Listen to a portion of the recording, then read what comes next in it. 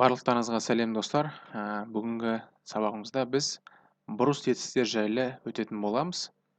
Алдыңғы сабағымызда біз дұрыс етістіктер жайлы өткен болатынбыз.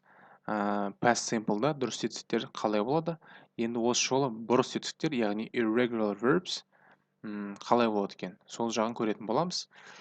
Бірінші тапсырмада бізде do, get, go, have деген етістіктер берілген. Осыларды бізге мына бос орындарға қойып шығуымыз керек. Ал видеоны паузаға қойыңыздар да мына фразаларды аяқтап шығыңыздар. Сонымен бізде дұрыс жауаптар осылай болады екен. Get up, ұйықтан тұру.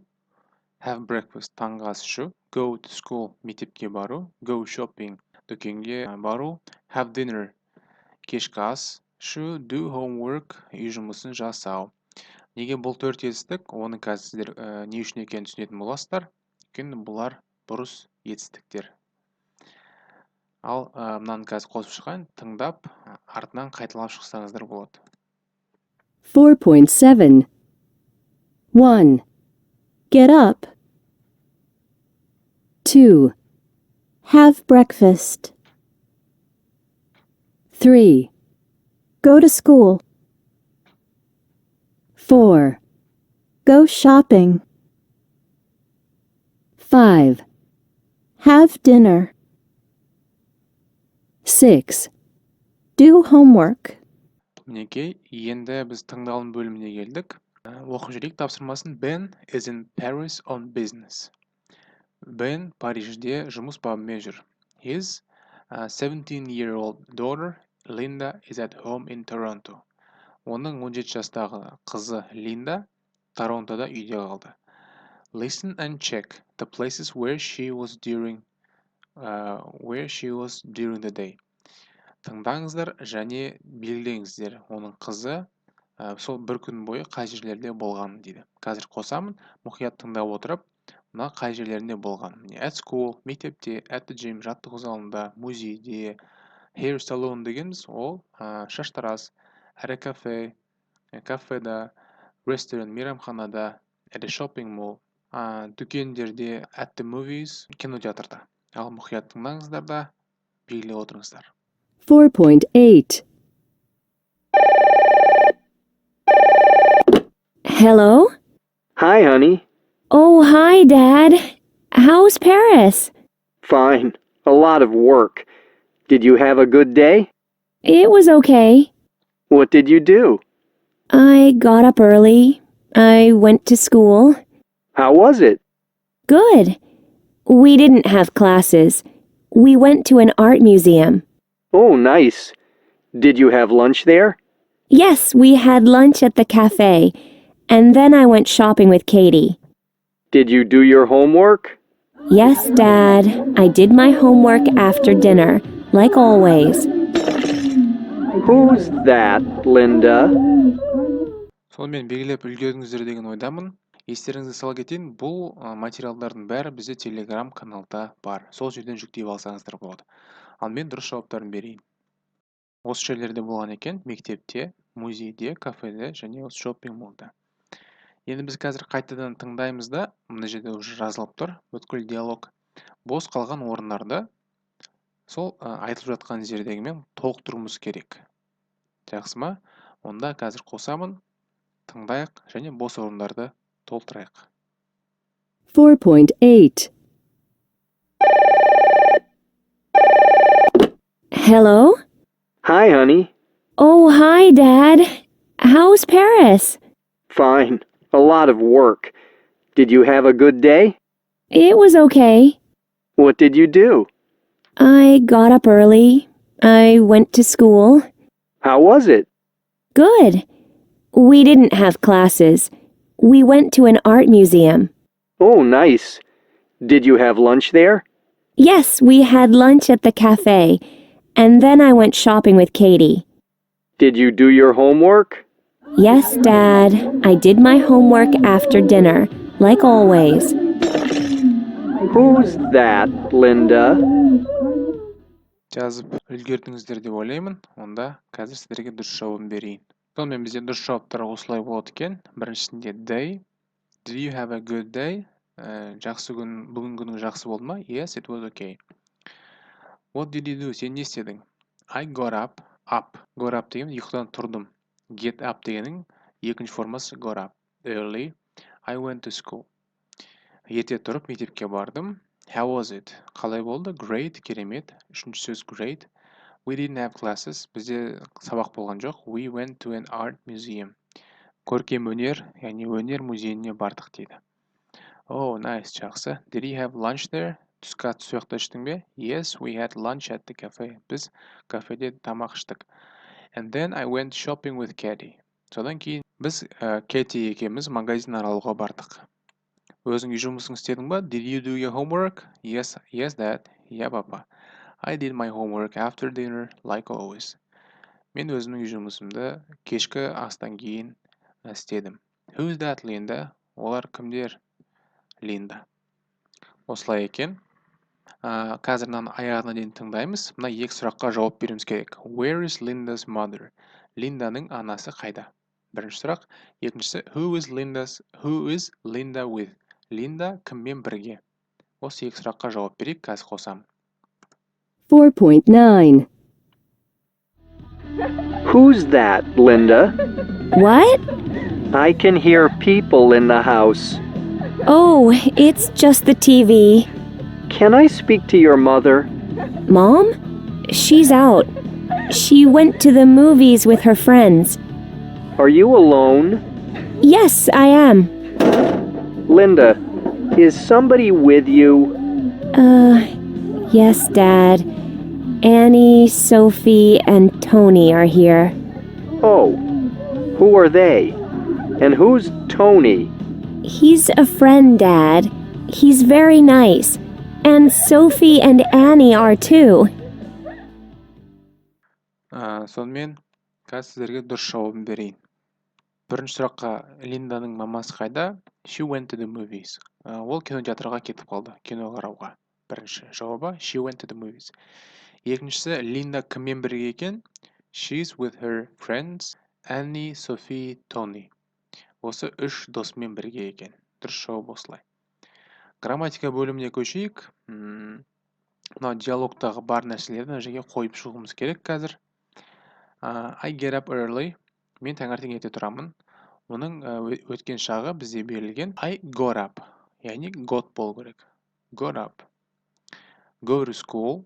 We have lunch in cafe. I do my homework after dinner. Осылардың бәрі мына диалогта берілген. Осыған қарап, мынаны толтырып шығыңыздар. Сонымен past simple'дағы етістіктер осылай өзгереді екен. Мына бұрыс етістіктер. Get, got, go, went, have, had, do, did болып өзгереді екен. Оны түсіну үшін қазір грамматика бөліміне көшейік. Мінекей, әдеттегідей бізде мысал сөйлемде берілген. Қазір солардың бәрі оқылатын болады. Соның артынан қайталап отырыңыздар. Содан кейін біз ережелерді қарастырамыз. 4.11. I did housework on Sunday. I didn't do housework on Sunday. You got up late yesterday. You didn't get up late yesterday. He went to school by bus. He didn't go to school by bus. We had breakfast at home. We didn't have breakfast at home. Did you do homework last night? Yes, I did. No, I didn't. Did you get my email? Yes, I did. No, I didn't. Did she go to school yesterday? Yes, she did. No, she didn't. Did they have dinner? Yes, they did. No, they didn't. When did you do housework? On the weekend. Where did you get your shirt? At a store near school.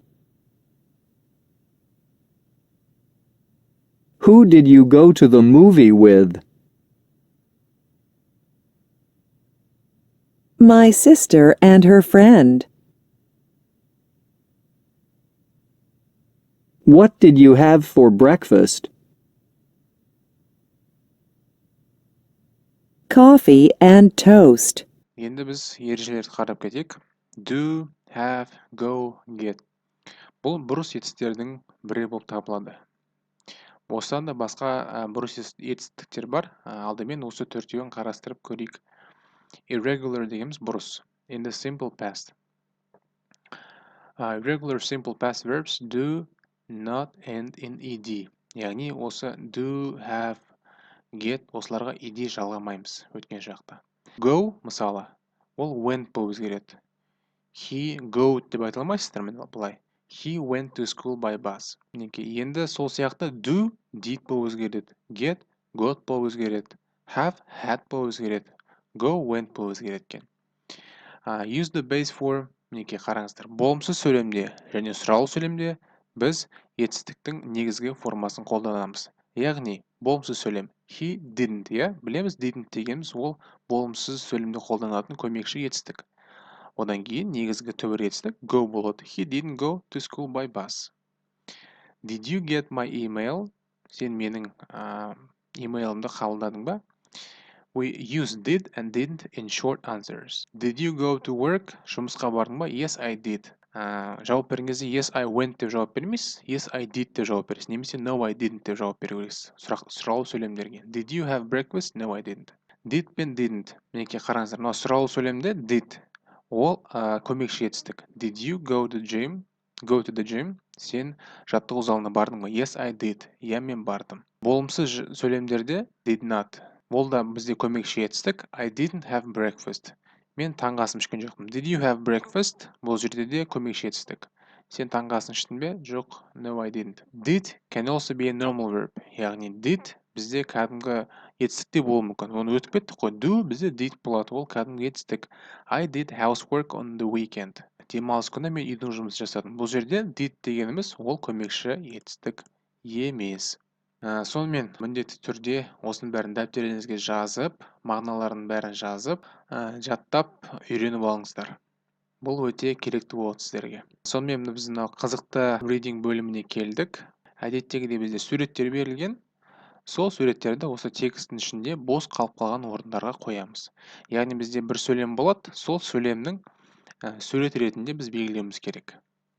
Ал сонымен біз оқып көрейік. Не дейді? Read the introduction to the article. What did over 80,000 people do on July 24, 2010? Кіріспені оқыңыздар дейді. Мына статьядағы кіріспені оқыңыз. 80 мыңнан астам адам дүние жүзінде 24 шілде күні 2010 жыл не істеді дейді. Movie shows life around the world. Бұл кино әлемдегі өмір қалай өтіп жатқанын жайлы көрсетеді.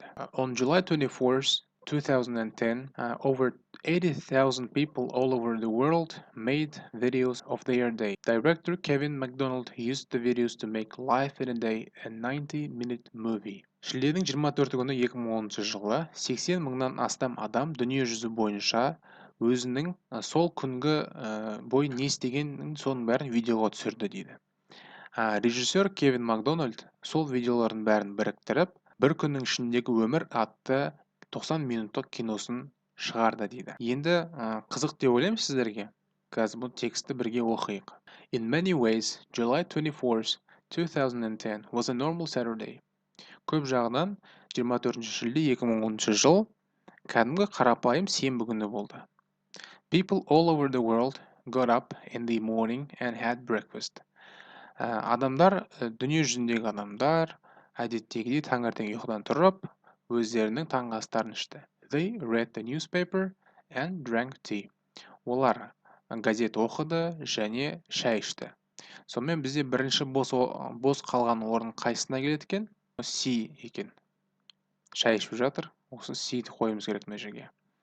Келесі. They watched TV and went to bed. Олар телевизор қарады да кешке ұйықтауға барды.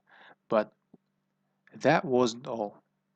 Бірақ бұл оның барлығы болған жоқ. Болған іс-әрекеттің барлығы емес. The people in the movie got married. Кинодағы адамдар, яғни видеоға түсірген адамдар, олар үйленді дейді. Яғни бізде A болады мына жерде. They had babies. Сол күні адамдардың кейбіреуінде балалары туылды дейді. They went skydiving. Skydiving дейміз, ол парашютпен секіру. Кейбіреулері парашютпен секірді дейді, яғни F суреті. There were many interesting moments in the movie. Бұл фильмде өте көптеген қызықты сәттер болды дейді. A 15-year-old Canadian boy shaved his face for the first time. 15 жастағы канадалық бала өзінің сақалын бірінші рет өмірінде қырды дейді. Яғни B жауап болады. B суреті. A man finished a bike trip from Korea to Kathmandu дейді. Бір жігіт Кореядан Катмандуға дейінгі өзінің велосипед сапарын аяқтады дейді. Ол бізде D суреті. The trip took 9 years. Бұл сапар 9 жыл уақытын алыпты. A boy in Peru worked all day shining shoes. Перудағы бала сол күн бойы аяқ киімдер тазартып жұмыс істепті. Яғни E суреті. People also answered the questions.